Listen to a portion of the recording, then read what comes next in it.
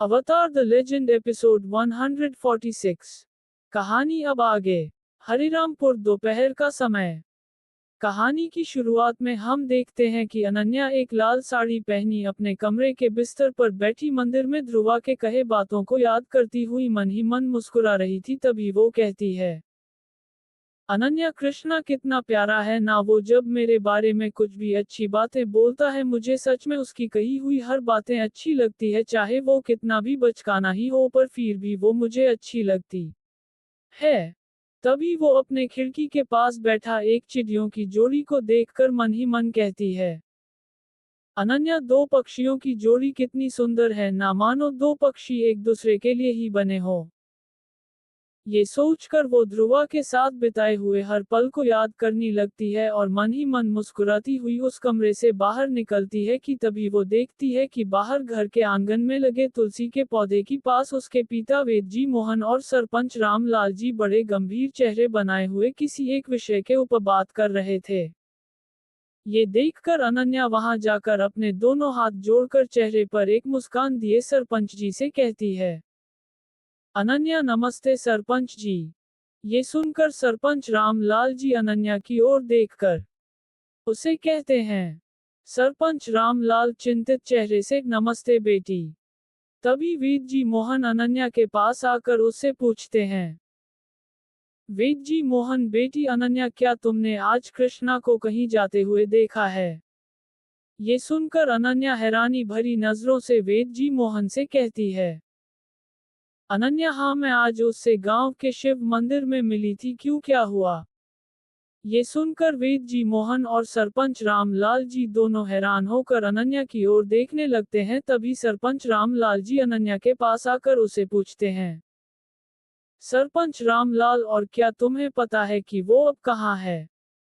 ये सुनकर अनन्या हैरान होकर उन दोनों की ओर देख उन्हें कहती है, अनन्या, जीतना मुझे याद है, आज हम जब शिव मंदिर से बाहर निकले उसके कुछ देर बाद मैंने दूर से उसे किसी के साथ बातें करते हुए देखा, पर बाद में वो मुझे कहीं दिखा नहीं तो मुझे लगा कि वो कहीं और जगह घूमने गया होगा। तभी अनन्या उन्हें चिंतित देख उनसे पूछती है, अनन्या, वैसे ये आप मुझसे क्यों पूछ रहे हैं, कहीं कुछ हुआ है क्या?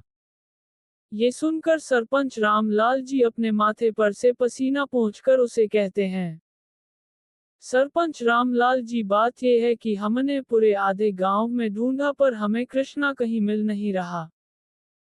ये सुनकर अनन्या भी मन ही मन चिंतित में पड़ जाती है। तभी वहां एक गांव वाला हड़बड़ाते हुए आता है और सरपंच जी के आगे झुककर उनसे कहता है, निर्मल 21, सरपंच जी, कुछ गांव वालों से पूछकर पता चला कि कृष्णा पास है एक जंगल की ओर गया है। ये सुन सरपंच रामलाल जी और वेद जी मोहन दोनों हैरान भरी नजरों से एक दूसरे की ओर देख उस गांव वाले के साथ वहां उस घर से बाहर जाने लगते हैं। उनके जाने के बाद अनन्या घर के आंगन में खड़ी होकर डर के भाव से मन ही मन कहती है, अनन्या, आखिर कृष्णा जंगल की ओर क्यों गया है? नीला पर्वत। वहां हम देखते हैं कि सभी डाकू जब ध्रुवा की ओर लक्ष्य साधते हैं तभी फिर से कालिया उन्हें रोकने के लिए वागिरा से कहता है, कालिया सरदार, दया करके ऐसा मत करिए, देखिए वो निर्दोष है, उसे जाने दीजिए, देखा जाए तो वो आप ही के दुश्मन ब्रह्मा का दुश्मन है जिसने उसे भरी प्रतियोगिता में हराया था, और बात को समझने की कोशिश करें तो दुश्मन का दुश्मन मित्र होता है। ये सुनकर वगीरा कालिया के कहे बातों को बड़े गंभीरता से सोचता है, जिसके बाद वो अपने साथी डाकुओं से कहता है, वगीरा, ठीक है, जाओ उसे नीचे ले आओ।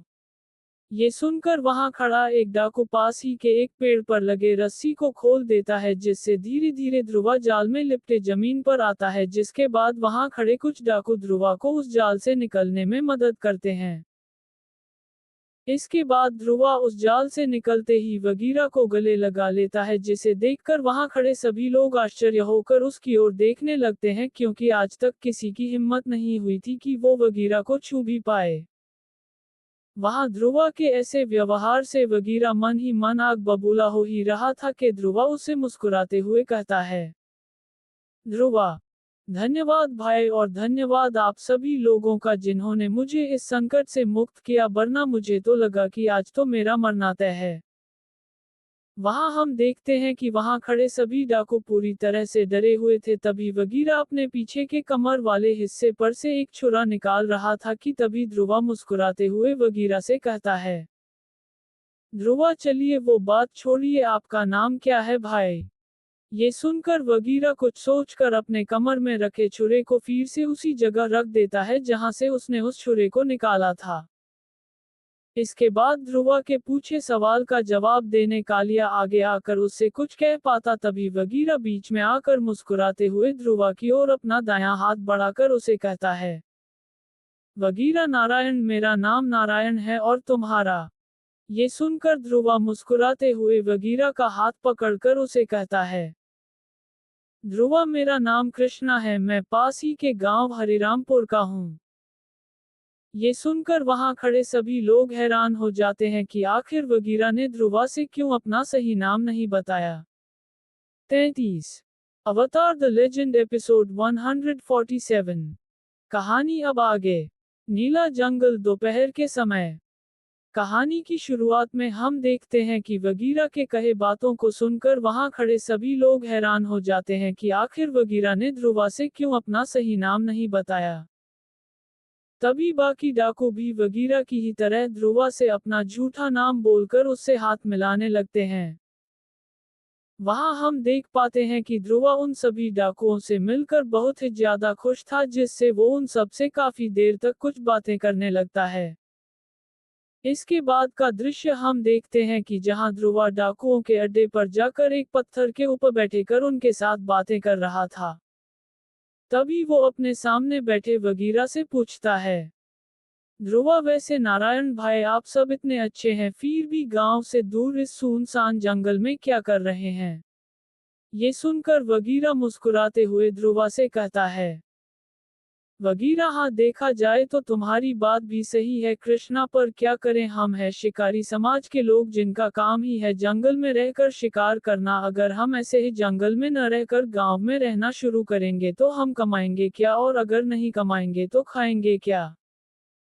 ये सुनकर ध्रुवा वगीरा के कहे बातों को समझने के बाद मुस्कुराते हुए उन्हें कहता है, ध्रुवा ये भी सही बात है।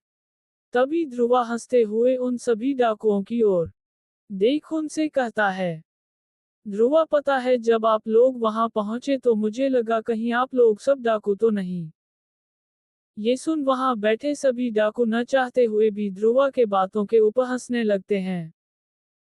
तभी वगीरा मुस्कुराते हुए ध्रुवा से पूछता है, वगीरा कृष्णा, तुम तो यहाँ से दूर हरिरामपुर में रहते हो, पर आज क्या हुआ जिसके कारण तुम यहाँ इस पर्वत में आ गए? ये सुनकर ध्रुवा थोड़ा गुस्सा जताते हुए वगीरा से कहता है, ध्रुवा नारायण भाई, मेरा यहाँ आने का कोई भी कारण नहीं था, वो तो मेरा एक मित्र मुझे यहाँ इस पर्वत की ओर ले आया, उसी के कारण मैं यहाँ आया, वरना मुझे क्या जरूरत इस पर्वत में आने की। ये सुनकर वगीरा और उसके सभी डाकू हैरान भरी नजरों से ध्रुवा की ओर देखते हैं, जिन्हें देखकर ध्रुवा उनकी ओर देख उन्हें डरते हुए पूछता है, ध्रुवा क्या हुआ, मैंने कुछ गलत बोल दिया क्या? ये सुनकर वगीरा जानबूझकर हंसते हुए ध्रुवा से कहता है, वगीरा अरे नहीं कृष्णा, हमें लगा तुम्हारा वो दोस्त भी कहीं इस पर्वत पर लगाए किसी जाल में ना फंस गया हो। ये सुनकर ध्रुवा हंसते हुए वगीरा से कहता है, ध्रुवा काश ऐसा ही हो, उसने मुझे यहाँ अकेला छोड़ दिया और गांव चला गया। ये सुनकर वगीरा ध्रुवा से कहता है, वगीरा ये तो बहुत ही बुरा हुआ, वैसे तुम्हारे उस दोस्त का नाम क्या है? ये सुनकर ध्रुवा वगीरा से कहता है, ध्रुवा जीवन उसका नाम जीवन प्रधान है। तभी ध्रुवा यहाँ वहां देखकर उस पत्थर पर से उठता है और मुस्कुराते हुए वगीरा से कहता है, ध्रुवा तो नारायण भाई, अभी अगर यहाँ ज्यादा देर और रुका तो गांव पहुंचते पहुंचते शाम हो जाएगी, इसीलिए मुझे लगता है कि अभी के लिए मुझे आप सभी से विदा लेना होगा। ये सुनकर सभी बैठे हुए डाकू अपने अपने जगह से उठकर खड़े हो जाते हैं। तभी वगीरा मुस्कुराते हुए ध्रुवा के कंधे पर अपना दायां हाथ रखकर कहता है, वगीरा कृष्णा कोई बात नहीं, तुम यहाँ चाहो तो आज रात के लिए रुक सकते हो, तुम्हारे लिए रात के खाने का और सोने का प्रबंध हम कर सकते हैं। ये सुनकर ध्रुवा मुस्कुराते हुए वगीरा की ओर देख उसे कहता है, ध्रुवा सच कहूं तो मैं यहाँ रहना तो चाहता हूँ, पर वो क्या है ना, मैं जब यहाँ आया तो मैंने किसी को बताया नहीं था कि मैं यहाँ आया हूँ, अगर और ज्यादा देर हुआ तो सब चिंतित हो पड़ेंगे, इसीलिए न चाहते हुए भी मुझे यहाँ से जाना होगा। ये सुनकर वगीरा निराश भरे चेहरे से ध्रुवा की ओर देखकर उसे कहता है, वगीरा ठीक है, अगर तुम जाना ही चाहते हो तो जाओ, पर याद रखना कि तुम्हारे इस भाई के घर का दरवाजा हमेशा तुम्हारे लिए खुला है, तुम्हारा जब मन करेगा तुम यहाँ आ सकते हो। ये सुनकर ध्रुवा वगीरा से गले लगाकर वहां से हरिरामपुर की ओर निकल पड़ता है कि तभी पीछे से वगीरा ध्रुवा से कहता है, वगीरा सुनो कृष्णा। ये सुनकर ध्रुवा वगीरा की ओर मुड़कर उसे कहता है, ध्रुवा हाँ कहिए भैया। तभी वगीरा ध्रुवा से कहता है, वगीरा देखो कृष्णा, मैं चाहता हूँ कि तुम जब अपने गांव पहुंचो तो वहां किसी को ये मत बताना कि तुम यहाँ इस पर्वत में आए थे, और न ही ये बताना कि तुम हमसे मिले थे। ये सुनकर ध्रुवा हैरान होकर वगीरा से कुछ पूछता, वो तभी मन ही मन कुछ सोचकर अपने सर को हिलाते हुए हाँ का इशारा देता है और वहां से चला जाता है। उसके वहां से जाने के बाद कालिया वगीरा के पास आकर मुस्कुराते हुए उसे कहता है, कालिया देखा सरदार, मैंने आपसे सही कहा था ना कि ये लड़का अच्छा इंसान है, भला हो हमने उसे नहीं मारा, अगर उसे मार दिया होता तो हमें कितना बड़ा पाप लगता। ये सुनकर वगीरा गुस्से में कालिया के गले को अपने दाएं हाथ से पकड़कर उसे ऊपर उठा लेता है और कहता है, वगीरा क्या कहा तूने, तुझे लगता है कि मैं गलत था? ये देखकर वहां खड़े सभी डाकू डर जाते हैं। तभी कालिया दर्द भरे भाव से वगीरा से कहता है, कालिया मेरा ये मतलब नहीं था सरदार। ये सुनकर वगीरा गुस्से में कालिया से कहता है, वगीरा तू क्या था पता है, तेरी वजह से मुझे उस पागल लड़के के बेकार से बातों के ऊपर हंसना पड़ा, मन तो कर रहा था कि उसके गले को पकड़कर उसे उसी समय तोड़ दूं। ये सुनकर कालिया दर्द से कांपते हुए वगीरा से कहता है, कालिया मुझे क्षमा करें सरदार, मुझे क्षमा करें। ये सुनकर वगीरा उसे नीचे जमीन पर गिरा के वहां से जंगल की ओर चला जाता है। सहारिश्तान साम्राज्य। तभी हम देखते हैं कि तक्ष और नबी मोहम्मद सभी सहारिश्तान साम्राज्य पहुंच चुके थे। 33 अवतार द लेजेंड एपिसोड 148। कहानी अब आगे। सहारिश्तान सल्तनत। शाम का समय। कहानी की शुरुआत में हम देखते हैं कि तक्ष नबी मोहम्मद के साथ घोड़े पर सवार होकर जब सहारिश्तान के सल्तनत के अंदर प्रवेश करता है तो उसे अंदर ही अंदर डर का भाव महसूस हो रहा था, जिससे उसके माथे पर से पसीना निकल रहा था और साथ ही उसके हाथ पांव भी कांप रहे थे, मानो वो सहारिश्तान के सल्तनत में नहीं बल्कि एक नर्क के अंदर आ गया हो। वहां का माहौल किसी अरब के देश के माहौल की तरह था। रास्ते के हर कोने में बाजार लगा था, लोग हर तरफ अपने ही दुनिया में खोए हुए थे। शेख लोग अपने औरत गुलामों को नंगी जिस्मों के साथ हाथ में रस्सी बांधे वहां से ले जा रहे थे। अमीर आदमी और औरत वहां के दुकानों से अपने जरूरत का सामान खरीद कर खुशी से अपने घर की ओर जा रहे थे, पर गरीब लोग आसपास के लोगों से लात घुसे खाकर जमीन पर पड़े हुए रो रहे थे। हर तरफ का माहौल नर्क से बदतर था। शाम के समय का ये भयंकर दृश्य देखकर तक्ष डरते हुए नबी से कहता है, तक्षराज, पिछली बार जब मैं यहाँ आया था तो हालात इससे कई ज्यादा अच्छी थी, पर अब का माहौल देखने से लग रहा है कि आपके साम्राज्य की हालात धीरे धीरे और भी ज्यादा खराब हो रही है। ये सुनकर नबी मोहम्मद हंसते हुए तक्ष से कहता है, नबी मोहम्मद हा हा हा, बस यहाँ के इस शाम के वक्त के नज़ारे को देखकर इतना डर रहे हैं, अभी तो पूरी रात बाकी है। ये सुनकर तक्ष हैरान भरी नजरों से नबी मोहम्मद की ओर देख उसे पूछता है, तक्षराज मतलब? ये सुनकर नबी मोहम्मद अपनी तलवार को रस्ते के कोने में भूखे नंगे बैठे गुलामों की ओर देख करके हंसते हुए तक्ष से कहते हैं, नबी मोहम्मद मतलब जो नज़ारा अब आप यहाँ इस वक्त देख रहे हैं, ये नज़ारा पूरे रात होने तक और भी ज़्यादा खून से रंग जाता है। आज तो जंग में जीते हुए औरतों की बोली लगने वाला है। ये कहकर नबी मोहम्मद तख्श की ओर देखकर उससे पूछते हैं, नबी मोहम्मद क्या तुम अपने लिए आज की रात कोई गुलाम औरत नहीं रखोगे? तख्श ये सुनकर तख्श नबी मोहम्मद की ओर देख मुस्कुराते हुए उसे कहता है, तक्षराज नहीं नबी, मुझे उसकी कोई ज़रूरत नहीं है। ये सुनकर नबी मोहम्मद मुस्कुराते हुए तख्श से कहते हैं, नबी मोहम्मद इतना भी सख्त मत बनो तख्श, जब तक तुम जवान हो तब तक तुम्हारे अंदर ये जवानी का जोश रहेगा और जब तुम बूढ़े हो जाओगे तब सब खत्म हो जाएगा। ये सुनकर तख्श मुस्कुराते हुए नबी मोहम्मद से कहता है, तक्षराज ऐसी कोई बात नहीं है नबी, जहाँ तक जवानी की बात है मेरे पास अपनी एक प्रेमिका है जिसके साथ ही मैं प्रेम करना पसंद करता हूँ। ये सुनकर नबी मोहम्मद हैरान भरी नजरों से तख्श की ओर देखकर उसे कहता है, नबी मोहम्मद क्या मतलब तुम कह रहे हो कि तुम्हारी एक दिल-ए-दुबा भी है? मान गए तख्श, तुम तो बड़े पहुंचे हुए चीज हो। ये सुनकर तख्श मुस्कुराते हुए नबी मोहम्मद से कहता है, तक्षराज बात ये नहीं है नबी, मैंने अपने जीवन में जितना सीखा है उससे ये कि अगर जीवन में तुम किसी से अपने सच्चे हृदय से प्रेम करते हो तो तुम्हें ये औरत गुलामों की कोई जरूरत नहीं है।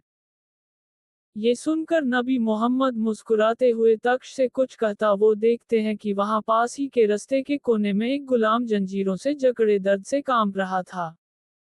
तभी नबी मोहम्मद उसकी ओर अपना तलवार दिखाते हुए उसे कहते हैं, नबी मोहम्मद एक गुलाम इधर आ।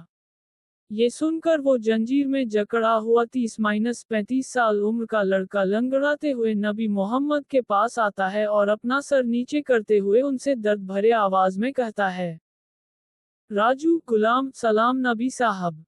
ये सुनकर नबी मोहम्मद गुस्से में उसे कहते हैं, नबी मोहम्मद अबे काफिर, यहाँ खड़ा होकर मेरा मुंह मत देख जा और मेरे लिए एक शराब की बोतल ला जा। ये कहकर नबी मोहम्मद उस गुलाम एक ऐसा लात मारते हैं जिससे वो गुलाम दर्द से चिल्लाते हुए जमीन पर जा गिरता है। वहां घोड़े पर बैठा तख्श हैरान भरी नजरों से अपने सामने हो रहे इस दृश्य को देख रहा होता है। तभी वो गुलाम खुद को जैसे तैसे संभाल कर अपने पैरों से खड़ा होता है और पास ही रखे एक बक्से के अंदर से एक नई शराब की बोतल निकाल कर लंगड़ाते हैं नबी मोहम्मद के पास आता है, जिसके बाद नबी मोहम्मद उसके हाथ से उस शराब की बोतल को लेकर मुस्कुराते हुए उस गुलाम के गले पर लगे हुए एक शिव के ताबीज को देखकर उससे पूछते हैं, नबी मोहम्मद तुम्हारे गले पर लगे इस ताबीज में किसकी छवि है लड़के?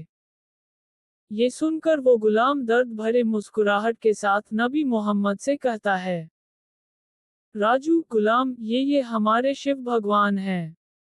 ये सुनकर नबी मोहम्मद मुस्कुराते हुए उसे पूछते हैं, नबी मोहम्मद शिव, और ये शिव है कौन?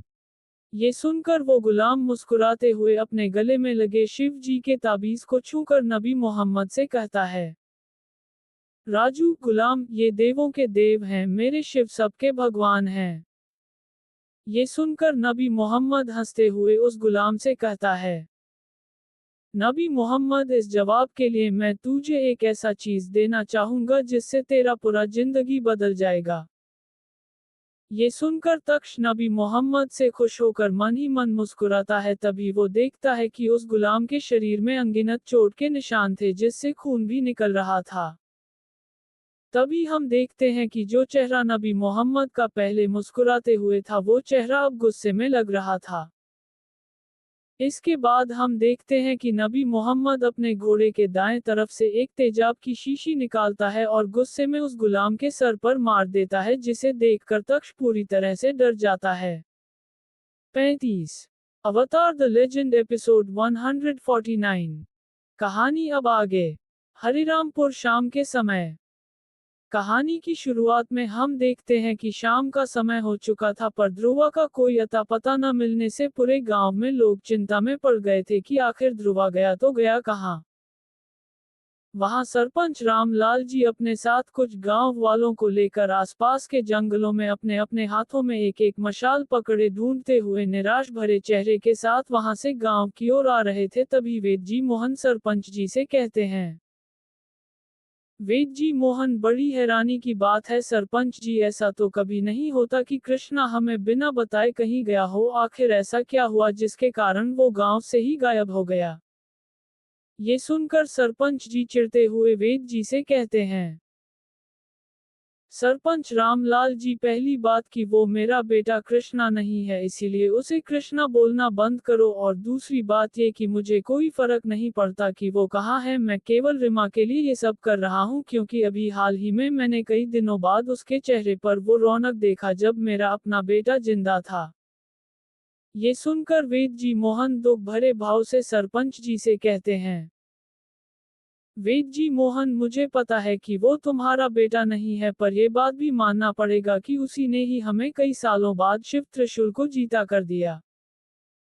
ये सुनकर सरपंच जी वेद जी से कुछ कह पाते तभी उन्हें अपने पीछे से किसी के तेजी से दौड़ते हुए पैरों की आवाज सुनाई देती है, जिससे सभी अपने अपने मशाल पकड़े पीछे की ओर मुड़ते हैं। तभी सरपंच जी अपने साथ खड़े सभी गांव वालों को डरते हुए कहते हैं। सरपंच रामलाल जी, सभी तैयार रहें, लगता है कोई जीव हमारी ओर तेजी से आ रहा है। धीरे धीरे उन पैरों की दौड़ती हुई आवाज उनकी ओर नजदीक आ रही थी। तभी सामने के झाड़ियों में से कोई निकलकर उनके आगे खड़ा होकर उनसे कुछ कहने लगता है। वहां हम देखते हैं कि सभी गांव वाले सरपंच जी के घर के आगे उनके प्रतीक्षा में खड़े थे। वहां अनन्या भी, रिमा देवी सरपंच रामलाल जी की पत्नी के पास बैठी सरपंच जी और अपने पिता के इंतजार में खड़ी थी। तभी दूर अंधेरे माहौल के अंदर कुछ मशालों के साथ लोगों को अपनी ओर आता देख सभी उस ओर देखने लगते हैं। वहां जब सभी उन गांव वालों के नजदीक चले आते हैं तो वो सब खुश होते हैं ये देख कि उन मशाल पकड़े गांव वालों के बीच में ध्रुवा भी उनकी ओर आ रहा था। ये देख रिमा देवी दौड़ती हुई ध्रुवा को मात्र प्रेम से गले लगा लेती हैं और रोती हुई ध्रुवा से कहती हैं। रिमा देवी, तू कहाँ चला गया था? कृष्णा, हम कब से तुझे ढूंढ रहे थे, मुझे लगा कहीं तेरे साथ। रिमा देवी को ऐसे रोता देख ध्रुवा दुख भरे भाव से उन्हें कहता है। ध्रुवा माँ, मुझे कुछ नहीं हुआ है, मैं ठीक हूँ। ये कहकर वो अनन्या की ओर देखने लगता है, जहां वो दूर से अनन्या के चेहरे पर भी दुख के भाव देख पाता है। सहारिस्तान सल्तनत।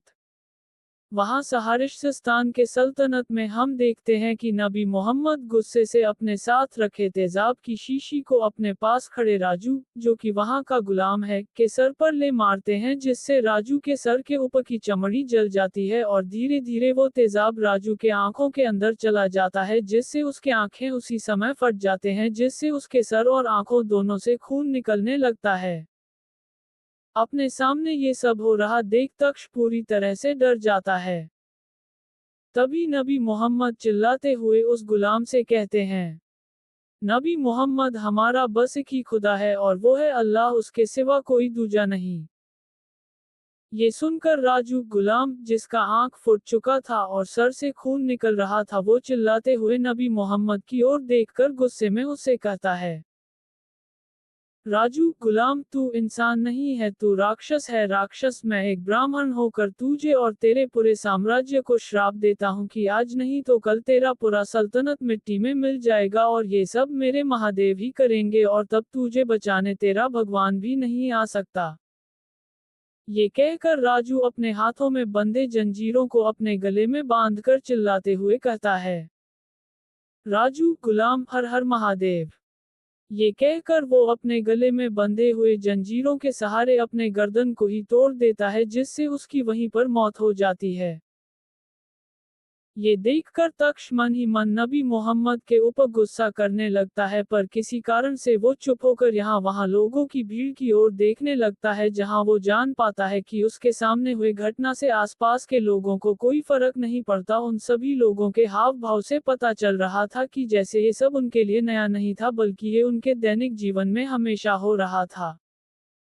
तभी नबी मोहम्मद अपने हाथ में पकड़े शराब की बोतल से कुछ घूंट शराब पीकर तख्श की ओर मुड़कर मुस्कुराते हुए उससे कहता है, नबी मोहम्मद, मुझे पता है ये तुम्हारे लिए एक नया अनुभव हुआ होगा, पर मैं चाहता हूँ कि तुम इसकी आदत लगा लो, क्योंकि बहुत जल्द तुम्हारा चंद्रपुर भी इसी माहौल में ढलने वाला है।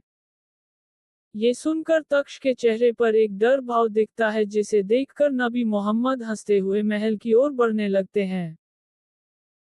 वहां वो सभी जब महल के थोड़े नजदीक पहुंचते हैं, वो सब दूर से देखते हैं कि कई सारे लोग महल से निकलकर उनकी ओर अपनी जान बचाते हुए आ रहे थे, जिन्हें देखकर घोड़े पर सवार हुए सैनिकों के साथ तख्श और नबी मोहम्मद भी हैरान भरी नजरों से उन लोगों को देखने लगते हैं। तभी एक आदमी खून से लथपथ होकर नबी मोहम्मद के पास कर उनके पैरों को अपनी खून से सने हाथों से पकड़कर कहता है, अली खान, दर्द भरे भाव से, नबी जाओ, बादशाह को बचाओ, वो उत्तरी पूर्व से आए हुए नकाब पहने हुए लोग बादशाह के ऊपर हमला कर देंगे। ये कहकर वो आदमी नीचे बेहोश होकर गिर जाता है। उस आदमी से ये बोली सुनकर तख्श पूरी तरह से हैरान होकर नबी मोहम्मद से कहता है, तक्षराज नबी, जल्दी चलो, हमें महल जल्द से जल्द पहुंचना होगा, वरना वो लोग। तभी नबी मोहम्मद तख्श को बीच में ही रोककर मुस्कुराते हुए उसे कहता है, नबी मोहम्मद, डरो मत, तख्श, लगता है वो ये नहीं जानते कि अंदर बादशाह नहीं बल्कि मौत उनका इंतजार कर रही है। आखिरकार वो वक्त आ ही गया जब हमें कई सालों बाद फिर से शैतान दिखेगा। ये सुनकर तख्श डरते हुए महल की ओर देखने लगता है। 35 अवतार द लेजेंड एपिसोड 150। कहानी अब आगे। सहारिस्तान सल्तनत। कहानी की शुरुआत में हम देखते हैं कि सहारिस्तान सल्तनत के महल के अंदर रहने वाले लोग अपनी जान बचाकर वहां से भागते हुए निकल रहे थे। आखिर क्या हो रहा था महल के अंदर, जिससे महल के ही लोग अपनी जान बचाकर भाग रहे थे। तभी हम देखते हैं कि कुछ लोग खून से सनी तलवार के साथ बादशाह सकराल खान के कमरे की ओर बढ़ते हैं। उन लोगों के वेश पोशाक से पता चल रहा था कि वो लोग उत्तरी पूर्व के इलाकों से आए हुए समुराई थे, जो अपने शरीर में काले रंग के लोहे की कवच और दोधारी तलवार अपने हाथों में पकड़े बादशाह सकराल खान को मारने आए थे। वो लोग तेजी से परछाई की तरह कमरे के अंदर आ जाते हैं और अपने हाथों में से कुछ छोटे मगर जहरीले तीर बादशाह के बिस्तर की ओर फेंकते हैं। कुछ देर एक दूसरे की ओर देखने के बाद वो समुराई बादशाह के बिस्तर की ओर धीरे से बढ़ते हैं, जहां जाकर उनमें से एक समुराई उस बिस्तर के ऊपर से रजाई को उठाता है, जिसे देख वहां खड़े सभी समुराई हैरान होकर एक दूसरे को देखने लगते हैं, क्योंकि उन्होंने जिस जगह अपने तीर छोड़े थे उस जगह बादशाह थे ही नहीं। ये देखकर उनमें से एक आगे आकर गुस्से से अपने पास खड़े समुराई से कहता है, चीन सू, चीनी सरदार, नागे गो वन को नायर ले। इसका हिंदी अनुवाद है, आखिर वो बादशाह गया कहाँ। ये सुनकर उसके पास खड़ा समुराई डरते हुए उसे कहता है, डन पूजन वो कुई सी गो वंग हुई शीजेली दे क्यू जंग। इसका हिंदी अनुवाद है, मुझे पक्का यकीन था कि वो बादशाह यही होगा सरदार। तभी उन्हें ऊपर की मंजिल से किसी के चलने की आवाज सुनाई देती है, जिससे उनमें से एक समुराई मुस्कुराते हुए सभी से कहता है, फिनका हूँ गो वंग जई दिंग लो। इसका हिंदी अनुवाद है, बादशाह सबसे ऊपरी मंजिल पर है। ये जानकर वो सभी समुराई धीरे धीरे सीढ़ियों से चलते हुए उपमहल की तीसरी मंजिल के अंदर प्रवेश करते हैं, जहां हम देख पाते हैं कि निचले वाले मंजिलों से इस वाले मंजिल में ज्यादा अंधेरा था, जिसे देखकर सभी समुराई अपने अपने तलवार के साथ अपने आगे की तरफ बढ़ते हैं कि तभी वो दूर से देखते हैं कि उनके ठीक सामने बादशाह सकराल खान थे, जिन्होंने अपने बंधे हुए सर के बाल खुले करके छोड़ दिए थे और वो अपने दाएं हाथ में एक शराब से भारी गिलास पकड़े एक सिंहासन पर बैठे थे। उनके सर के बाल इस तरह से बिखरे हुए थे कि कुछ बाल उनके चेहरे को ढकी हुई थी, जिससे वो थोड़े डरवाने दिख रहे थे। तभी उन समुराई में से एक समुराई सभी से कहता है, चीन तू हासिया जई जेंग शी शी हो, वो में ये गई ली जी जी शू जेई की। इसका हिंदी अनुवाद है, ये ही सही समय है, हमें इसे तुरंत खत्म करना चाहिए। ये सुन सभी समुराई एक दूसरे की ओर देख धीरे धीरे बादशाह सकराल खान की ओर बढ़ने लगते हैं कि तभी बादशाह सकराल खान सिंहासन पर बैठे अपने सर को झुकाकर मन ही मन कुछ बड़बड़ाने लगते हैं जहां वो कह रहे होते हैं। बादशाह सकराल खान, पता है ये तुम्हारी गलती नहीं थी मेरे बेटे, ये गलती हमारी थी कि हमने तुम्हें वहां अकेला भेजा ये सोचकर कि तुम भी एक सल्तनत को जीत सकते हो, पर हम गलत थे हसन। ये सुनकर वहां खड़े सभी समुराई हैरान भरी नजरों से एक दूसरे की ओर देखने लगते हैं। तभी उन समुराइयों का सरदार उन सभी से कहता है, चीन सू, चीनी सरदार, नी जई जे एर ना एर कंशे में ने शागुआ में कुजी जुई ताबा। इसका हिंदी अनुवाद है, पागलों की तरह इधर उधर क्या देख रहे हो, जाओ उसे खत्म करो जाओ। ये सुन वो सभी समुराई गुस्से भरी नजरों से अपने हाथों में तलवार पकड़े बादशाह सकराल खान की ओर जाने लगते हैं। वो लोग बादशाह सकराल खान के पास पहुंचते ही हैं कि तभी बादशाह सकराल खान अपने सिंहासन से उठकर रोते हुए अपने चेहरे को जमीन की ओर करके धीरे धीरे अपने कदम आगे बढ़ाने लगते हैं, जिसे देखकर वो सभी समुराई होशियार होकर बादशाह सकराल खान के चारों तरफ से उन्हें घेरने लगते हैं। तभी बादशाह सकराल खान रोते हुए कहते हैं, बादशाह सकराल खान, मुझे आज भी वो दिन याद है हसन, जब तुमने मुझे कहा था कि अब्बू अब्बू एक दिन ऐसा आएगा जब मैं भी आप ही की तरह एक बड़ा और ताकतवर बादशाह बनूंगा और तब आपको मुझ पर फक्र महसूस होगा, इसीलिए हमेशा उस दिन के लिए खुदा की इबादत करिए। ये कहकर अचानक बादशाह सकराल खान एक जगह रुक जाता है और धीमी आवाज में कहता है, बादशाह सकराल खान, हसन तुमने जैसा कहा मैंने वैसा किया, पर उसका कोई फायदा नहीं हुआ मेरे बेटे, जिस खुदा की इबादत के लिए मैंने लड़ाई छोड़ दिया था उस खुदा ने तुम्हें मुझसे दूर कर दिया। इसके बाद बादशाह सकराल खान चिल्लाते हुए कहता है, बादशाह सकराल खान, जिस खुदा को मानकर मैंने शैतान का इबादत करना छोड़ दिया था उस खुदा ने मुझे अकेला छोड़ दिया इस शैतान से भरी दुनिया में। तभी बादशाह सकराल खान और जोर से चिल्लाते हुए कहता है, बादशाह सकराल खान, अब और नहीं खुदा, अब और नहीं कसम मेरे मरे हुए औलाद की, मैं मेरे दिल में दहक रहे आग से तेरे बनाए हुए पूरे कायनात को तबाह कर दूंगा। ये कायनात अब मेरा वो रूप देखेगी जिसे मैं कई सालों से अपने अंदर दबाए रखा, ये दुनिया अब अपनी मौत देखेगी। इसका हिंदी अनुवाद है, अब होगा शैतान का आगाज। ये सुनकर वो सभी समुराई डरते हुए अपने तलवार पकड़े बादशाह सकराल खान के ऊपर हमला करने ही वाले होते हैं कि तभी बादशाह सकराल खान उनके बीच में से ही गायब हो जाते हैं, जिससे वो सभी चौंक जाते हैं। तभी उनमें से एक समुराई डरते हुए सभी से पूछता है, पिंकी ताता स्याओ शी जई ना ली ले। इसका हिंदी अनुवाद है, अब ये कहाँ गायब हो गया। ये सुन कोई उसे कुछ कह पाता, अचानक कोई चीज उसके पेट के आर पार हो जाती है, जिसे देखकर उसके सामने खड़े सभी समुराई पूरी तरह से डर जाते हैं कि तभी उनके आंखों में एक अजीब सा डर छा जाता है। जब वो समुराई दर्द में अपने पेट की ओर देखता है तो उसे दिखता है कि बादशाह सकराल खान ने अपने हाथ को उसके पीठ के पीछे से उसके सामने के छाती के तरफ से निकाला था, जिससे बादशाह सकराल खान के हाथ में उसका दिल था। तभी वो समुराई कुछ कह पाता, बादशाह सकराल खान उसके दिल को पूरी तरह से निचोड़ देते हैं, जिससे वो समुराई उसी समय मर जाता है। ये देखकर सभी समुराई गुस्से में बादशाह सकराल खान की ओर हमला करने आ ही रहे थे कि तभी बादशाह सकराल खान धीमी आवाज में कहता है, बादशाह सकराल खान, अब होगा शैतान का राज।